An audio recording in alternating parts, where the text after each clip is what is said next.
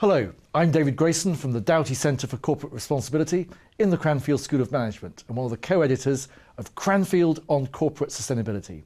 And today I'm interviewing Martin Clarke along with David Ferguson, one of the authors of a chapter about how you engage employees around corporate sustainability. But I wonder, Martin, is engaging employees about sustainability any different to engaging employees about anything to do with the organisation and what the organisation's purpose and activities are all about? I think it's a very good starting point. Intuitively, sustainability feels like it should be something that people will naturally respond to. And I think in many cases it is. However, to assume from the starting point that there is that intuitive appeal and people will readily understand the business case and why an organisation is pursuing a sustainability strategy might be not the best place to start from. Organisations are messy places. People aren't beautifully aligned in the same rowing boat, rowing in the same direction. There's lots of alternative views about what are key priorities. Plenty of managers and employees who would think this isn't what we should be focusing on at this time. Job security is more important, and I can't see the connection between my job security and this man or woman telling me about a green team initiative. So where should a company really start in terms of trying to engage employees on sustainability?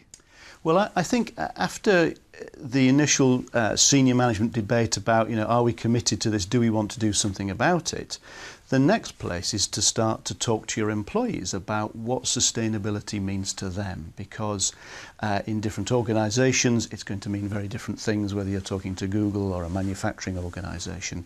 It's going to look very different at different levels in the organisation, and the danger of crafting a strategy too early in the process is that you may include in or exclude many really useful ways of getting people excited about the subject. So if I'm hearing correctly, Martin, one of the issues is how does an organisation go about releasing the discretionary time and energy and insights of the mass of its employees so they're really fired up around sustainability? Absolutely, and it's interesting you mentioned the word releasing there. I know there's quite a senior executive in BT who's differentiated it between the idea of policing and releasing. So I think if you come along too early with a mindset of top-down strategy involvement and create champions and green teams and so on, it might actually feel to those at the bottom of the organisation like you have got the plan and you're seeking to basically to police the implementation of that plan.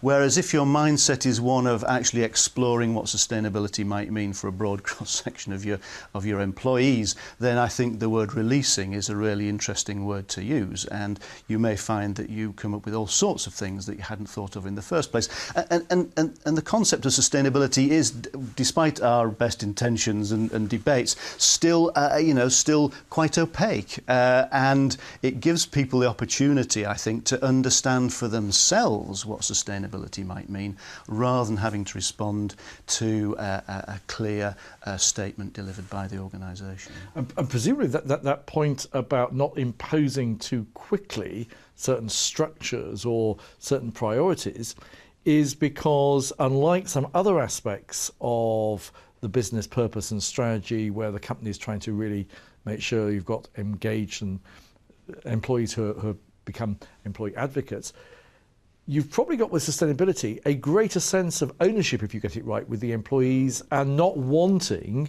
to feel that they're simply being directed as to how they should think and feel about these issues, but they want to feel that they can contribute directly if you've got it right.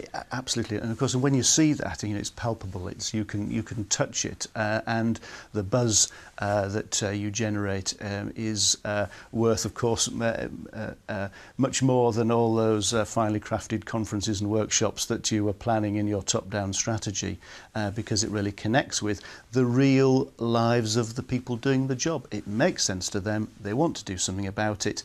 The fact it doesn't fit in your original conception of what it might mean should not matter at the beginning of the process. Martin Clarke, thank you very much indeed. Thank you.